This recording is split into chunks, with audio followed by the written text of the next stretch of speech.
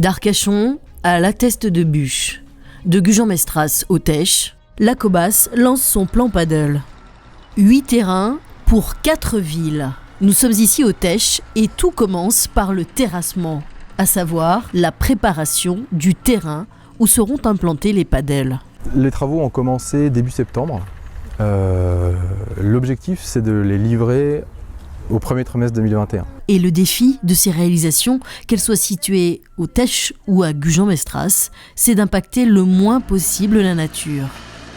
Donc on a enlevé de la terre et mis de la roche pour pouvoir supporter le bâtiment.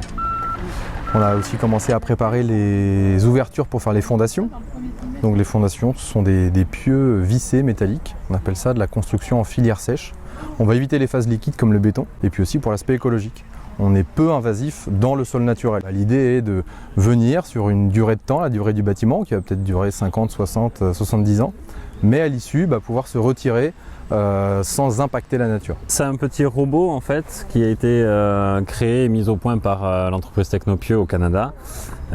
C'est une foreuse sur laquelle on peut travailler en 3 dimensions afin d'installer le pieu le plus précisément possible à l'endroit demandé. On va surtout s'ancrer dans une matière qui est assez dure, assez résistante, de façon à tenir le pieu le plus droit possible et le plus dur possible.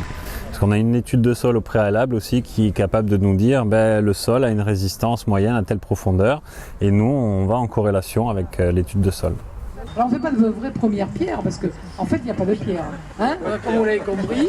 Même les gens qui ne sont pas très sportifs, ils peuvent trouver leur compte à ce niveau. En Espagne c'est le premier sport. Devant le tennis, avec 8 terrains, ça va nous permettre d'organiser un tournoi, certainement. On est en train de discuter de ça, mais c'est de toute manière quelque chose d'indispensable pour les jeunes et les moins jeunes, parce que c'est un sport très ludique, on n'a pas besoin d'être un grand sportif. Bon, on va faire une équipe, on va se donner un challenge de faire une équipe et de jouer. Oui, mixte, bien sûr. Bien sûr, ça va de soi. À la Teste aussi, comme dans toutes les autres villes, le chantier a démarré. Et le maire est prêt à relever le défi. Oui, nous sommes lancé un défi à Marie-Hélène et elle me disait qu'autrefois elle a été classée au tennis, donc j'ai un gros défi à relever. Surtout si elle se joue à la Teste dans un premier temps, je ne peux pas perdre à la maison, quoi.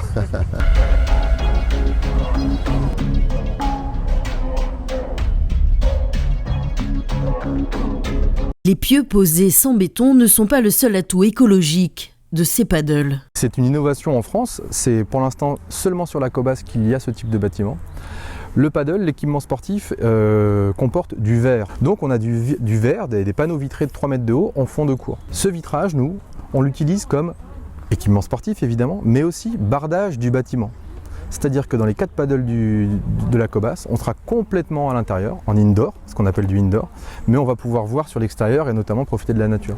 Donc un bâtiment fermé pour toute l'année, mais avec une vue sur l'extérieur. Et pour le maire du Teche, qui est à l'origine du plan paddle de la Cobas, ces ouvertures sur l'extérieur collent parfaitement au slogan de sa ville. Le Teche, la ville choisie par la nature, et on essaie de décliner ça dans toutes les opérations, y compris dans les bâtiments. Et là, on est tout à fait dans ce créneau-là. Le Teche, qui pour cette autre réalisation de la Cobas, fut la première ville à opter pour un toit textile de ses tennis couverts. Oui, c'est le même système constructif avec une structure bois en lamellé-collé et puis des renforts en métal pour tenir et puis une bâche, une toile translucide qui permet de laisser passer la lumière. Pour la pratique sportive, c'est idéal parce qu'on n'a pas d'éblouissement, on n'a pas de zone d'ombre et on a de la lumière gratuite qui ne pollue pas parce qu'elle est naturelle toute l'année, même s'il pleut. C'est un matériau qui a besoin de très peu d'entretien. Donc en termes de coût d'exploitation, la collectivité y gagne forcément. C'est vraiment une preuve de plus que cet esprit Cobas existe. On a vraiment une opération concrète de cela. Et que ce soit à la Teste de Buch ou à Arcachon, l'ensemble des terrains de paddle a été implanté dans un écrin de verdure. Seule la forme change. D'abord, c'est un projet qui est vraiment spécifique, qui a été développé spécialement pour la Cobas et les 4 communes, avec des variantes entre les différents bâtiments. 2 paddles, l'un derrière l'autre, donc ça dépend un petit peu de la géométrie des terrains. Et puis 2 paddles côte à côte, comme ici, à la Teste, Donc il y en a deux en long, deux en carré. Voilà, c'est les deux typologies qu'on a développées. Des terrains également très attendus au tennis club d'Arcachon. C'est vrai que ça a été inventé par les Espagnols au départ, m'a-t-on dit, qui se sont lancés dans ce nouveau jeu, ce nouveau sport. Ça a pris en France et il était temps que le bassin et le sud-bassin soient dotés de ces outils-là. La COBAS a pris cette initiative. Je suis très heureux aujourd'hui de poser la première pierre de cette unité qui verra le jour au printemps. Pour l'heure, la structure dont toutes les pièces sont réalisées en usine est en cours d'assemblage.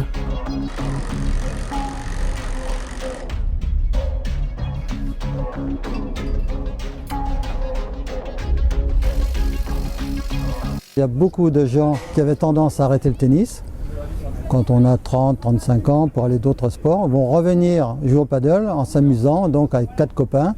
Et c'est vraiment un sport comme le football en ce moment, etc. André Moussier, vice-président de la COBAS, et moi-même, nous lancerons un défi à Yves Foulon et Yves Hersfeld, un match donc de paddle dès que les équipements sont terminés. Alors rendez-vous lors des inaugurations pour le premier tournoi de paddle entre les villes. Marie-Hélène Deségo et André Moustier affronteront Yves Foulon et Yves Hersfeld, puis Patrick Davé et Angélique Tilleul, et François Deluga clôturera le tournoi.